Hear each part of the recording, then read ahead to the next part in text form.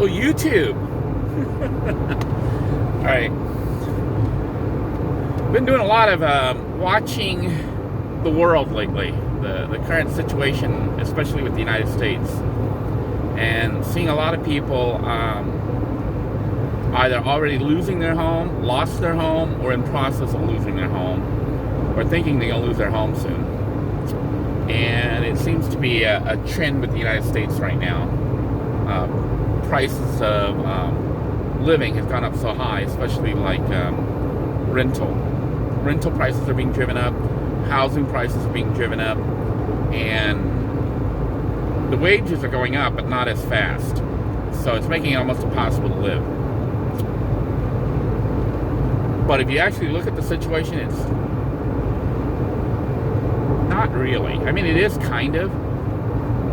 It's really based upon your location. The people who are feeling it the worst are the people who live in areas where apparently a lot of people want to live, like California, but that's having a mass exodus right now. Before, the prices went crazy in California, which they were always crazy, but now they're mega super crazy in California. The people are moving out. Because what has happened is too many people have wanted to go there, driving the prices of housing and everything else up. And the same is happening to Florida right now. So it's getting harder and harder to move into Florida. Florida used to be like one of the most popular retirement destinations for Americans. And it still is, but those same people who are doing the retirement are what's jacking the price up, because they're coming from an area like New York or California where they have higher incomes, and they've been jacking up the prices. It's not that they're jacking it up, it's the market. As these people come in, they want the existing property, and they start competing for them because the property, there's not as many available, and the people are fighting over it. So the prices are going up. That's capitalism at work right there. So, if you want to move to a place like Florida, you better have more money now, unless you're from a state like New York or California where you made decent wages. But I was noticing, just looking on Zillow, ZILLOW.com, you can actually search for houses by price. And out of curiosity, I decided to search for houses that are under $10,000. Yeah, you heard me correctly. Houses that are under $10,000 and for sale. And believe it or not, I found houses listed for under $10,000. Mind you, they weren't nice houses.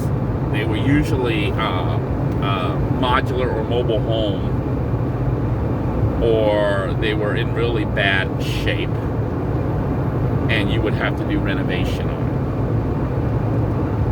And they were also in old cities, old towns, where nobody wants to live.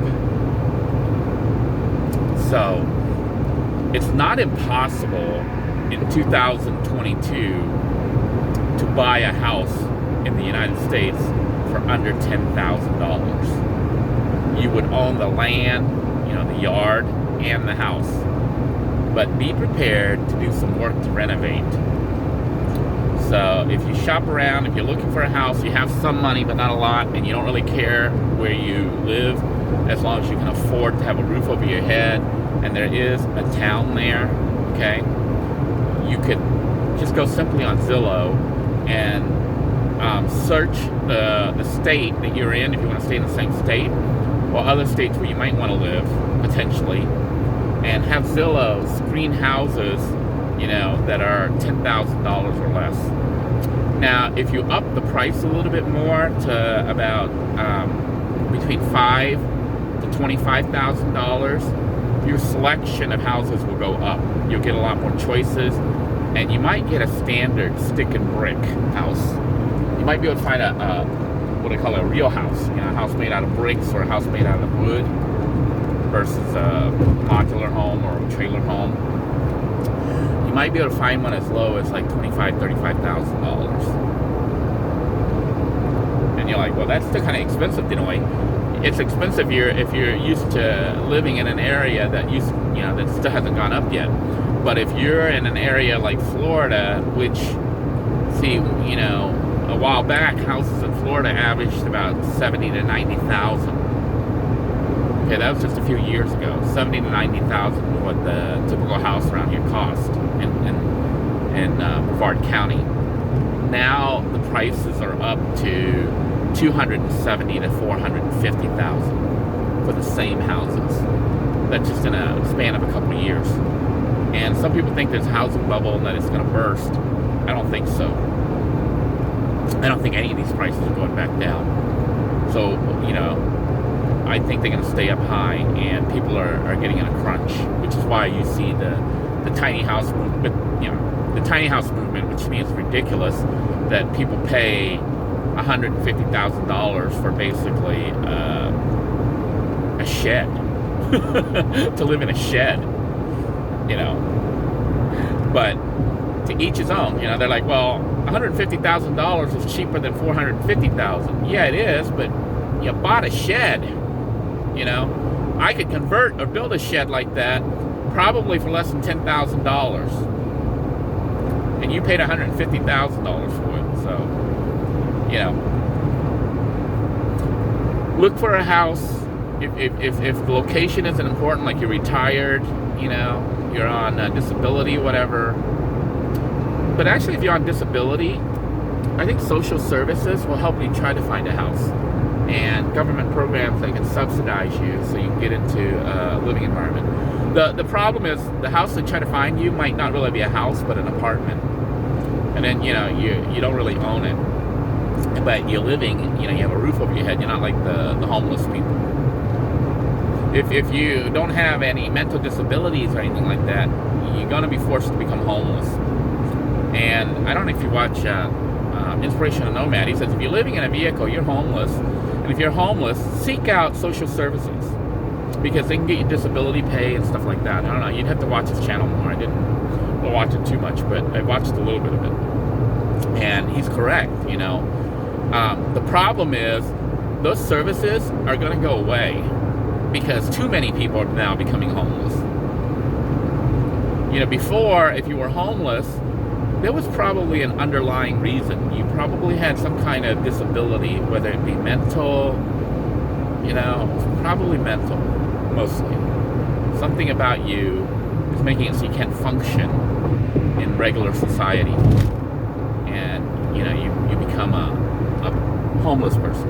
I'm not saying that all of the people living in a vehicle are like that, but, the majority of them have some kind of issues, maybe drugs, something, maybe some kind of trauma in their life, like even Bob Wells. I think he moved in his vehicle after he lost his son to suicide. So that's not the case right now. The people moving into vehicles right now are doing it because they can't afford a sticks and bricks house. So look on Zillow, ZILLOW.com, and do your own price check. If you guys want to see me do a video on it, let me know. But, I think anybody can just go onto Zillow and then do it themselves. And you can search the area where you want to live. But if you want a house for like $10,000 in California, it's gonna be pretty much impossible. Florida, a while back, you could find it.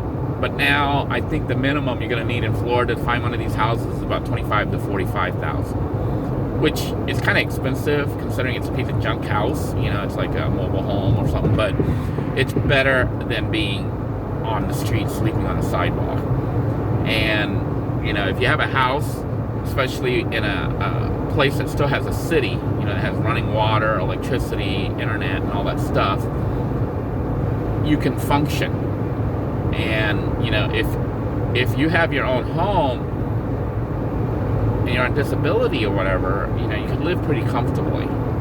And if you want to be in your car or whatever, your van, you can build it up to go camping, or part-time living in your vehicle, travel, and then come back. But I recommend trying to get a home base, because if you don't get one, they're all going to go up. They're all going to be gone soon, because these buildings are basically either being demolished. You know, they're being demolished because they're falling apart and cities don't like them. Or people are buying them up and moving in. You know, I would be one of those people buying them up and moving in. Just because it's like, man, you get land, you get a building that's already built, you just need to fix it. Just be careful that you pick one that you can actually fix and doesn't have any like serious issues that are going to make it too expensive to fix, and you have to demolish and start all over. Then you have to build a new house, and a new house costs about $400,000 now. So, you know, be careful. Do your research.